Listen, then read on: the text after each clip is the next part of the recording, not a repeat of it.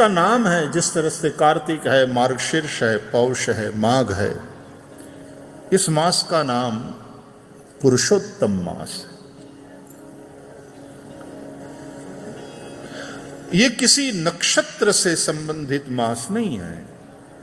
कृत्तिका से संबंधित, यानी पूर्णिमा के दिन में जो नक्षत्र पड़ता हो उसके आसपास, पूर्णिमा के आसपास ही जो नक्षत्र पड़ता हो उस नक्षत्र से वो मास पहचाना जाता है। तो कृत्तिका से कार्तिक है, मृगशीर्ष से मार्गशीर्ष है, पुष्य नक्षत्र से पौष है। जहां मघा नक्षत्र पड़ता हो तो माघ है, फाल्गुनी तो फाल्गुन है, चित्रा नक्षत्र हो तो वो चैत्र है, विशाखा हो तो वैशाख है, ज्येष्ठा हो तो ज्येष्ठ है, आषाढ़ा हो तो आषाढ़ है, श्रवण नक्षत्र पड़ता हो पूर्णिमा के, इसलिए श्रावणी पूर्णिमा कहते हैं हम, तो वो श्रावण मास है। भाद्रपदा हो तो भाद्रपद है, अश्विनी नक्षत्र हो तो अश्विन है। तो सभी मास किसी न किसी नक्षत्र से संबंधित है। लेकिन ये वाला मास किसी नक्षत्र से नहीं, भगवान से संबंधित है, भगवान पुरुषोत्तम से संबंधित है। पुराणों में कथाएं हैं कि फिर इस मास में कोई शुभ कार्य यानी मांगलिक कार्य, कि वास्तु पूजा है, कि विवाह है, कि ऐसे मांगलिक कार्य इस मास में नहीं होते। तो जैसे कोई आदमी रिटायर्ड हो गया हो और उसकी कोई उपयोगिता न हो और उसको कोई पूछे नहीं, तो कैसा लगता है? इसलिए अपनी उपयोगिता तो जिंदगी के अंतिम श्वास तक बनाए रखना चाहिए।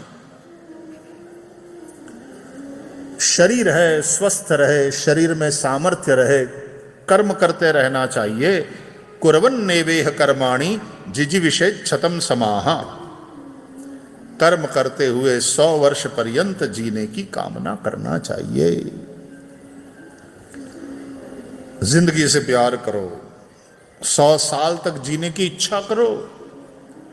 जीवेम शरद शतम। अब शरद की क्यों बात? ऋतु तो 6 है, तो 100 शरद पर्यंत जीने की कामना करो। इसका क्या मतलब है?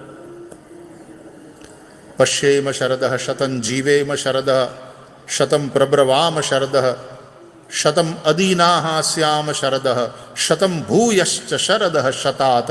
तो ये शरद शरद क्यों, वसंत क्यों नहीं? कि हम 100 वसंत जिए, ऐसा बोले तो भी 100 साल जिए, यही अर्थ निकलता। हम 100 शिशिर पर्यंत जिए, हम 100 ग्रीष्म पर्यंत जिए।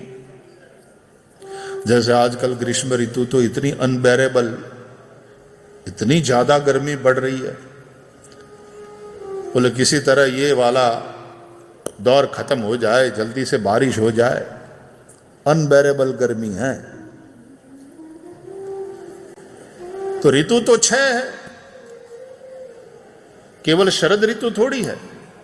और यहां कामना करी गई है जीवेम शरद शतम, हम 100 शरद पर्यंत जिए।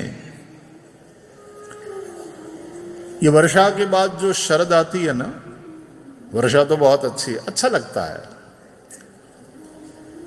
मेरी भी प्रिय ऋतु है वर्षा। रिमझिम रिमझिम रिमझिम वर्षा होती है, चारों तरफ हरियाली छाई रहती है। कितना अच्छा लगता है।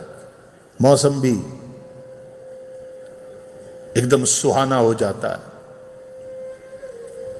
बहुत अच्छा लगता है। वर्षा में प्रियतम की याद बहुत जोरों की आती है।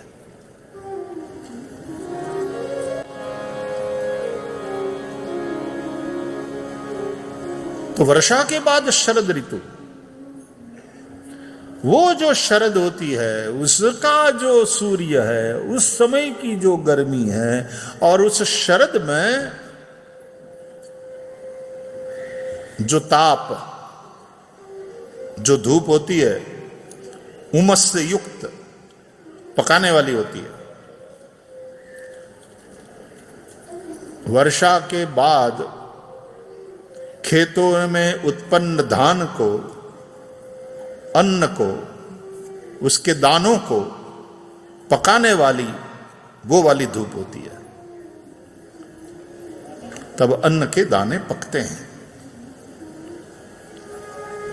तो वो समय ऐसा है कि उसमें बहुत ज्यादा बीमारियां हिंदुस्तान में फैलती हैं। पित्त का प्रकोप बढ़ता है शरीर में। आप जानते हैं वात, पित्त और कफ, ये 3 दोष होते हैं शरीर में। तो शरद में पित्त का प्रकोप बढ़ता है, बीमारियां बहुत फैलती। इसलिए शरद ऋतु में देखो, वर्षा में और शरद, मॉनसून में आपका डाइजेस्टिंग पावर थोड़ा कम हो जाता है। मॉनसून में कम खाना चाहिए। इसलिए चातुर्मास कई लोग एक समय ही भोजन करते हैं, ऐसा व्रत ले लेते हैं। कम खाओगे, स्वस्थ रहोगे। और यह हकीकत है कि दुनिया में जितने लोग भूखे नहीं मरते, उतने लोग ज्यादा खा करके मरते हैं। भूखे मरने वालों से खाकर मरने वाले लोगों की संख्या ज्यादा है। तो मॉनसून में आपकी पाचन शक्ति थोड़ी मंद हो गई होती है, थोड़ा कम खाया जाए तो अच्छा है। तो कई लोग तो पूरा चातुर्मास एक समय भोजन, और पूरा चातुर्मास एक समय भोजन नहीं तो फिर गुरु पूर्णिमा के दूसरे ही दिन से श्रावण शुरू हो जाता है। वैसे यहां तो तुरंत गुरु पूर्णिमा के बाद श्रावण लग जाता है। और गुरु पूर्णिमा के भी पहले जो एकादशी पड़ती है, आषाढ़ शुक्ला एकादशी, उसको निमी ग्यारस भी बोलते हैं। देव पोढ़ी एकादशी भी कहा जाता है उसे। 4 महीना देव शयन करते हैं। देव पोढ़ी एकादशी, देव शयनी एकादशी, जो कहो। तो हमारे यहां यह मान्यता है कि देव 4 महीना सो जाते हैं। 12 में से 4 महीना देव को भी तो आराम करने का अवसर देना चाहिए ना। अब 24 घंटा में से 1/3 8 घंटा आप लोग भी आराम करते हैं ना, और 8 घंटा काम करते हैं। 8 घंटे की पाली बोलते हैं। 8 घंटे से ज्यादा काम किया तो ओवर टाइम मिलता है। और 8 घंटा नहाना धोना, खाना पीना, पार्टी करना, किटी पार्टी, कहीं बाहर जाना, घूमने जाना, टीवी देखना, सोशल मीडिया पे रहना, 8 घंटा उसके लिए। तो इस तरह 8 8 8 8 तेरी 24, गायत्री मंत्र में भी 24 अक्षर कल हम चर्चा कर रहे थे। और ये 24 घंटे तो 8 8 8 के 3 टुकड़े कर दो, तो 1/3, 1/3 हिस्सा हम शयन में लगाते हैं। तो 12 महीने में से 4 महीना देवताओं को भी आराम का अवसर दिया जाए, यानी देव सो जाते हैं, इसलिए देव शयनी एकादशी। अब जब देव शयन कर लेते हैं तो हमें उसी दिन कुछ नियम लेने होते हैं। काहे के नियम? बोले प्रभु आप सो जाओ, आप आराम करो। बोले काम कौन करेगा? तो कहते ना पापा आप सो जाओ, आप आराम करो, हम है ना। हम जागेंगे, हम काम करेंगे। इसलिए इन 4 महीनों में हमें जागना है, जागते रहना है, यानी जागरण करना है, ये वाली बात नहीं, सावधान रहना है। इसलिए इन 4 महीनों में ज्यादा से ज्यादा व्रत उत्सव इन्हीं 4 महीने में पड़ते हैं। अब जागते रहने के लिए भगवान को प्रॉमिस तो कर दिया कि आप सो जाओ, हम जाग रहे हैं ना, हम जागेंगे, हम काम करेंगे। सोचो, ये वर्षा के दिन है, वो चातुर्मास वाले, उसमें यदि किसान सो जाए, कुछ न करे, पड़ा रहे, तो भूखे मरेंगे सब। तो किसान को लगातार खेत में रहना है, काम करना है। तो हम जागते रहेंगे, हम काम में लगे रहेंगे। लेकिन जागता रहने के लिए ऐसे किसी महापुरुष की शरण में रहना चाहिए जो सतत जागृत हो, जो सोवे नहीं और हमको सोने देवे नहीं। लगातार हमको जो भगवान को प्रॉमिस किया है उसकी याद दिलाएं और अपने कर्तव्य में हमको लगाए रखें। ऐसा जागृत महापुरुष कौन है? बोले हमारा सद्गुरु। एहि जग जामिनी जागहि जोगी,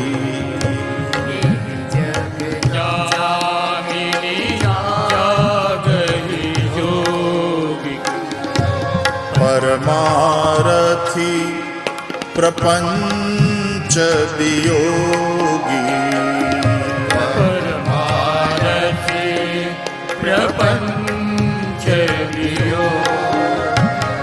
जो योगी है वो जागता है,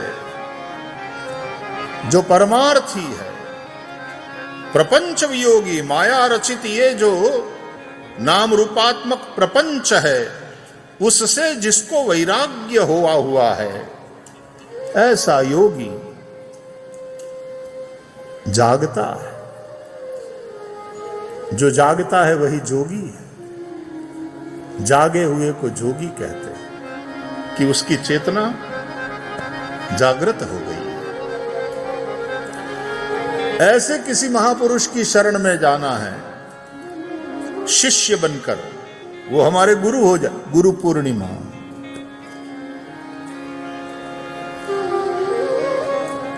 इसलिए हमारे यहां भारतवर्ष में इन्हीं 4 महीनों में साधु संत सन्यासी एक जगह निवास करते हैं। चातुर्मास कि भाई इनका चातुर्मास यहां है, इनका चातुर्मास यहां है। वैसे भी वर्षा के दिनों में यात्रा कठिन हो जाती, उन दिनों में पैदल यात्रा बहुत करते थे हमारे साधु संत सन्यासी। पैदल यात्रा होती थी। आद्य शंकराचार्य भगवान ने भी किस तरह से पैदल यात्रा करी। नदियों में बाढ़ आई रहती है, रास्ते टूटे हुए, यात्रा कठिन रहती है। वरना साधु चलता भला, लेकिन इन 4 महीनों में सन्यासी साधु संत एक जगह स्थान में स्थिर रहते हैं। और वो स्थिर रहते हैं तो सोते रहते हैं ऐसे थोड़ी नहीं। रोज सत्संग होता है, स्वाध्याय होता है, ग्रंथों का अध्ययन अध्यापन, प्रवचन के द्वारा लोक शिक्षा, लोक जागरण, ये प्रवृत्ति चलती रहती है। इसलिए ऐसे सद्गुरु के पास जाकर के उसकी शरण में बैठ करके श्रवण करना चाहिए। तो श्रवण नक्षत्र से श्रावण, और वो श्रवण करोगे शास्त्रों की बातें, वेदों की बातें, संतों की बातों को श्रवण करोगे, सुनोगे तो क्या होगा? तुम्हारा भद्र होगा। कल्याण होगा। वेद कहते हैं भद्रं कर्णे विशृणुयाम देवा, भद्रम पश्येम अक्षभिः। हम अपनी आंखों के द्वारा भद्र देखें, अपने कान के द्वारा भद्र सुने।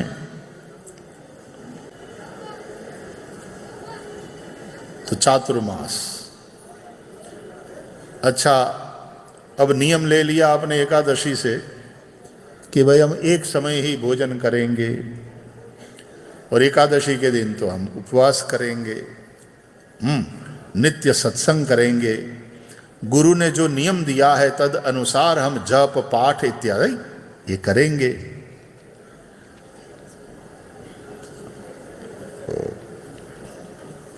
तो सबसे ज्यादा उत्सव इन्हीं 4 महीनों में पड़ते हैं। अच्छा, फिर वो जो शरद ऋतु आ जाती है वर्षा के बाद वाली, तो उस वाली धूप पकाने वाली, थकाने वाली, ऐसी उमस, परेशान हो जाते हैं लोग। पित्त का प्रकोप बढ़ता है, बीमारियां बढ़ती हैं।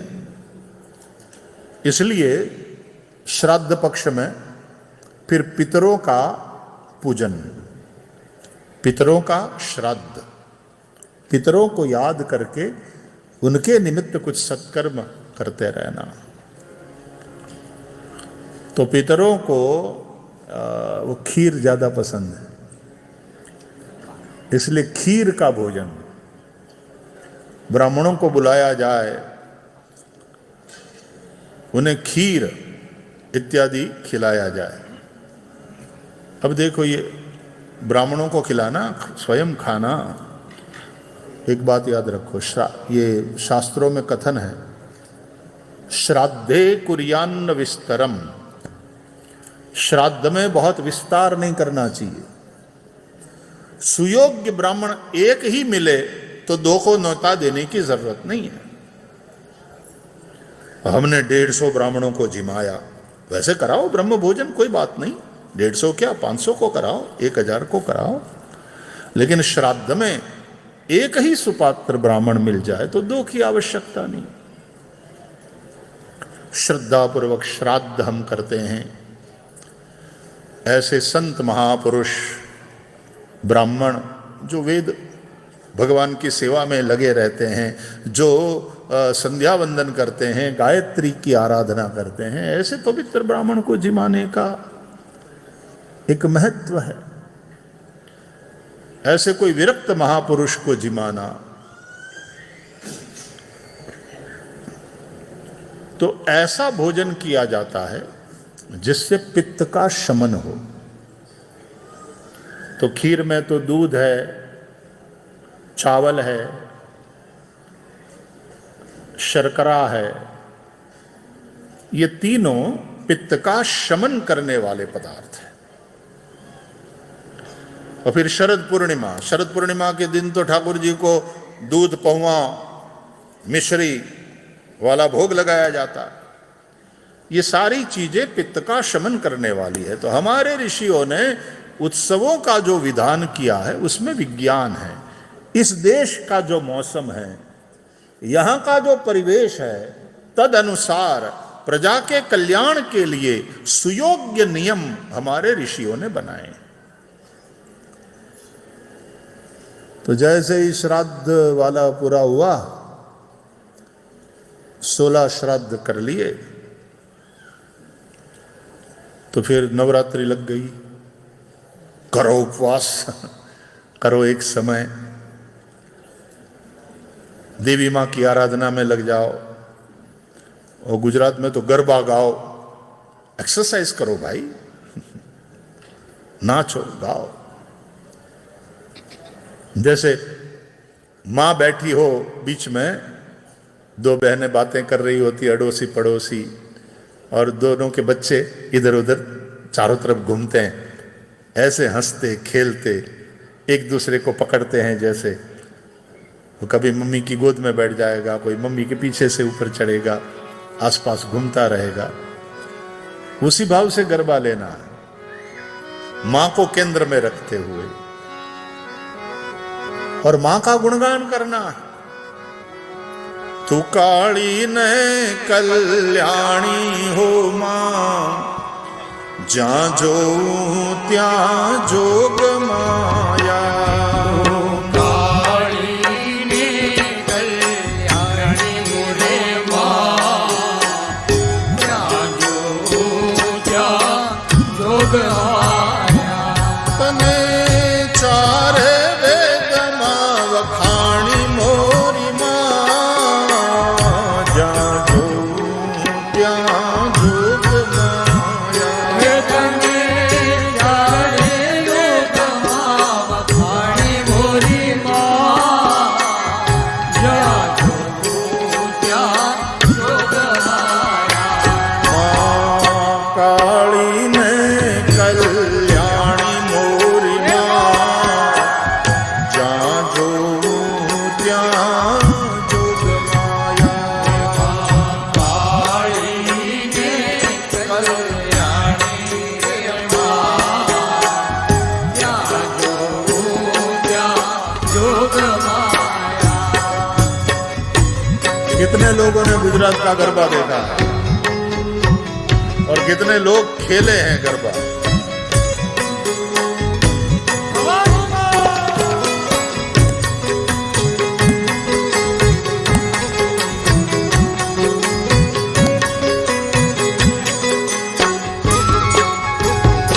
એ મને પહેલા તે યુગમાં જાણી મોરી માં, જ્યાં જોઉં ત્યાં જોગ પહેલા તે યુગમાં જાણી મોરી માં, ત્યાં જોઉં ત્યાં જોગ માયા. માં શંકર ઘેર પટ રાણી મોરી માં, જ્યાં જોઉં ત્યાં જોગ માયા. શંકર ઘેર પટ રાણી મોરી માં, જ્યાં જોઉં ત્યાં જોગ માયા. વસમાસુર હરનારી મોરી માં, જ્યાં જોઉં ત્યાં જોગ માયા. તું વસમાસુર હરનારી મોરી માં, જ્યાં જોઉં ત્યાં જોગ માયા. મોબાઈલ में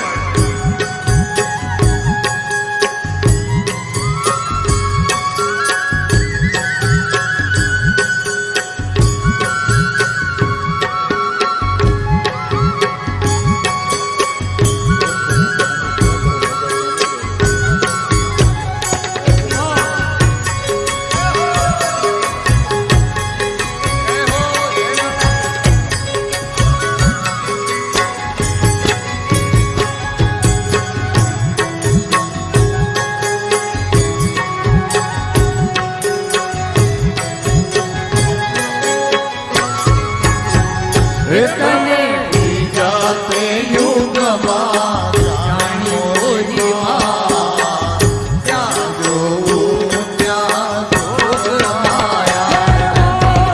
બીજા તે યુગમાં જાણી મોરી માં, ત્યાં જોઉં ત્યાં જોગ માયા. તું હરિશ્ચંદ્ર ઘેર પટ રાણી बात मारा वैविध्य. ત્યાં જોઉં ત્યાં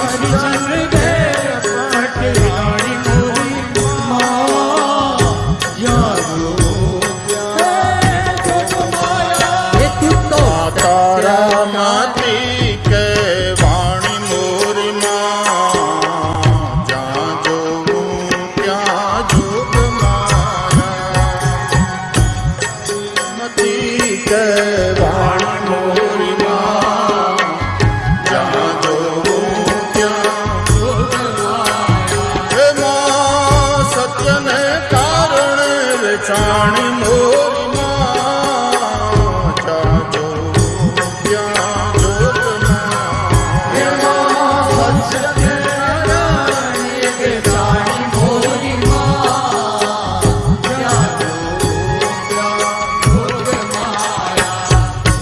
काली में कल्याणी मोरी माँ जाजो ज्ञान जोग जाजो ज्ञान जोग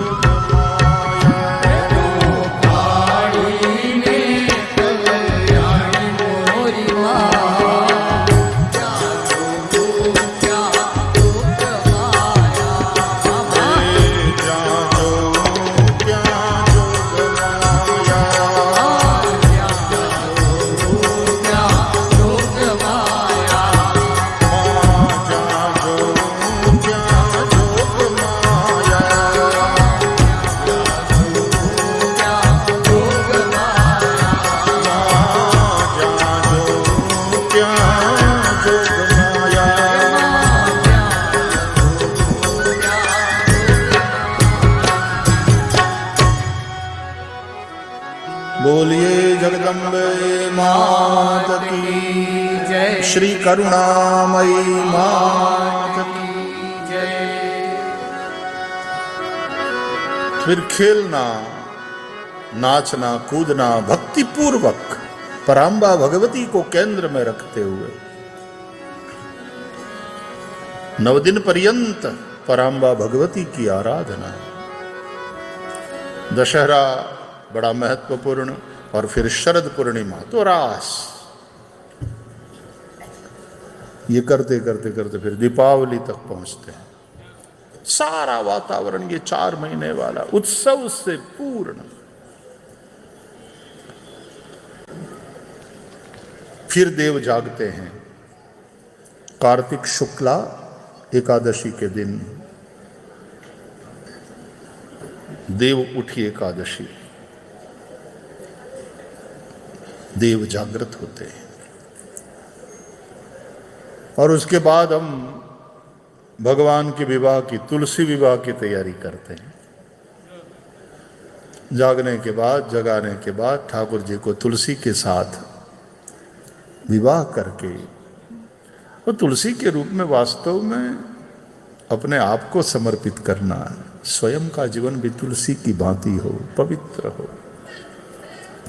तुलसी भगवान को बहुत प्रिय है। जिम तुलसी का हरि ही प्रिय। समर्पण।